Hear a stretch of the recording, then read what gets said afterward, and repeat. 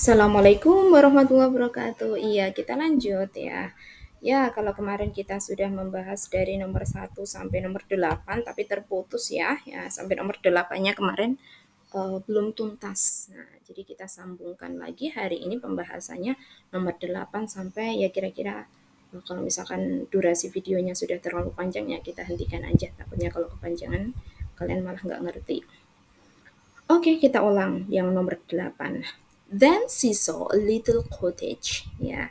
Kemudian dia melihat sebuah little cottage. Cottage itu artinya semacam penginapan yang ada di pedalaman atau ada di luar kota gitu. Daerah-daerah terpencil gitu ya. Nah, similar meaning of the underlined word is, nah, kata yang artinya sama dengan cottage di bawah ini tuh yang mana? Nah, kita cek coba di Google Translate. Ya, cottage itu apa sih? Cottage itu artinya pondok. Nah, selain pondok bisa berupa gubuk atau rumah di luar kota. Nah, di sini ada similarnya yang hut. Nah, di sini hut. Cottage it's similar with hut. Ya, gubuk. Hut itu gubuk. Nah, gubuk yang mungkin yang kalian bayangkan itu gubuk yang sederhana sekali, tapi ada juga gubuk kalau di luar negeri bagus, indah gitu ada juga ya. Jadi jawaban yang tepat kemarin apa? Ya, kemarin sudah ketemu ya. Jawaban yang tepat adalah hut ya. Kalau hotel jelas tidak. Hotel itu penginapan tapi modern ya, biasanya malah di perkotaan.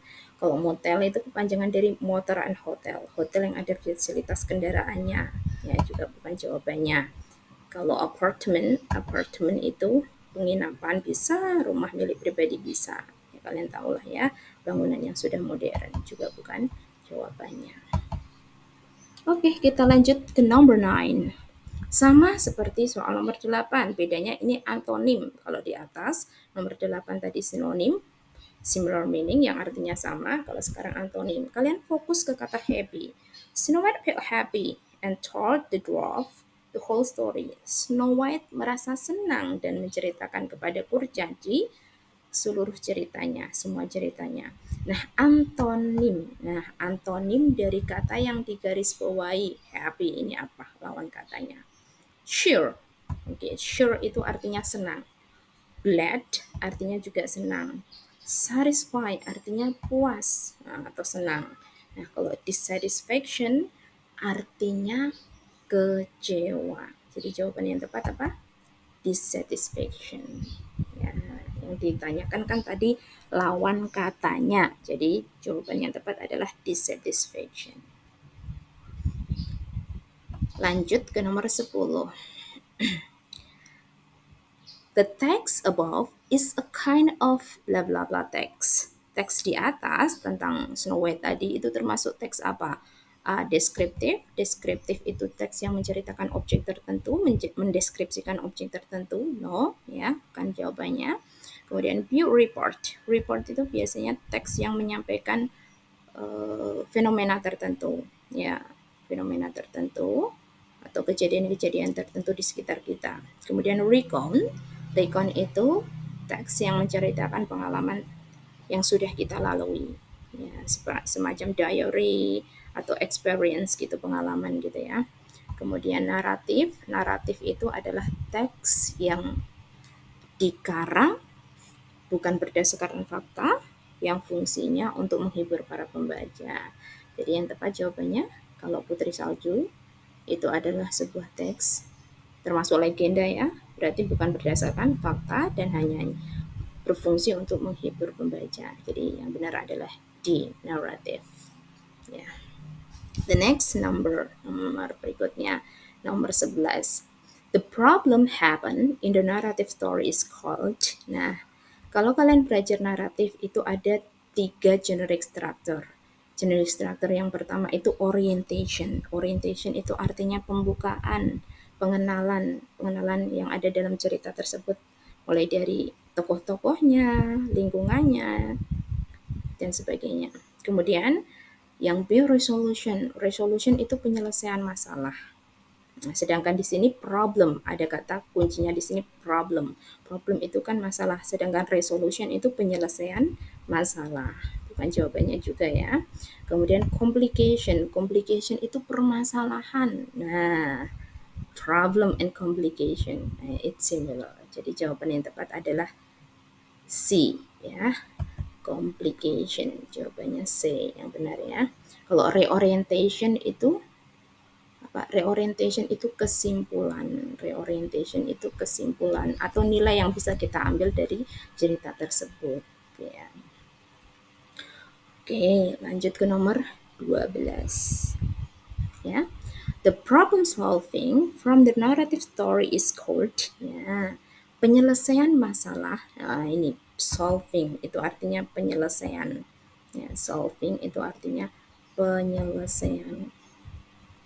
Penyelesaian masalah dari naratif, cerita naratif disebut dengan orientation, tadi artinya pengenalan, bukan ya.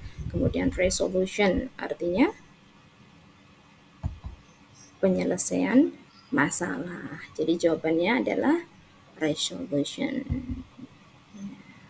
Solution artinya solusi, jalan keluar atau penyelesaian masalah. Nah, complication tadi udah dijawab untuk yang nomor 11 yaitu problem ya, permasalahannya itu sendiri, dan reorientation itu kesannya atau kesimpulan. Jadi jawaban yang tepat adalah B, resolution. And then next number 13. Nah, kalau ada soal dialog seperti ini, nah, kamu langsung fokus ke yang dicetak tebal dan di garis bawah. Nah, how do you feel about this new computer? Gimana perasaanmu tentang komputer baru ini? Ami respon, well, I guess it's great. Well, I guess it's great with many additional feature. Ya, kurasa itu bagus dengan berbagai macam fitur tambahan. Nah, yang di garis underline itu artinya yang di garis bawah. Jadi kalimat yang di garis bawah itu mengungkapkan apa? Ya, opinion. What do you think? How do you feel? Itu semua ungkapan tentang bertanya pendapat. Jadi sudah langsung ketemu jawabannya adalah A, asking opinion, bertanya tentang pendapat. Kalau B, asking help, itu bukan minta bantuan, enggak ya. Kemudian C, asking information, tanya informasi, tidak juga. Atau D, asking direction, ini jauh sekali ya, bertanya tentang arah, juga bukan. Oke, kita lanjut ke soal nomor 14. Kita bahas sampai 14 aja di sesi ini ya. Sama seperti nomor 13, kamu fokus pada yang di garis bawah. Hi guys, listen, I have good news. Hey teman-teman, dengarkan, saya punya kabar bagus loh. Nah, ingat, ini materi kelas 8 ya. Minta perhatian ya. Hai teman-teman, saya punya kabar bagus loh. Itu, hai teman-teman, itu minta perhatian. That next week we will outing class, bahwa minggu depan kita akan ada outing class. Outing class itu semacam study tour, belajar tapi di luar kelas gitu.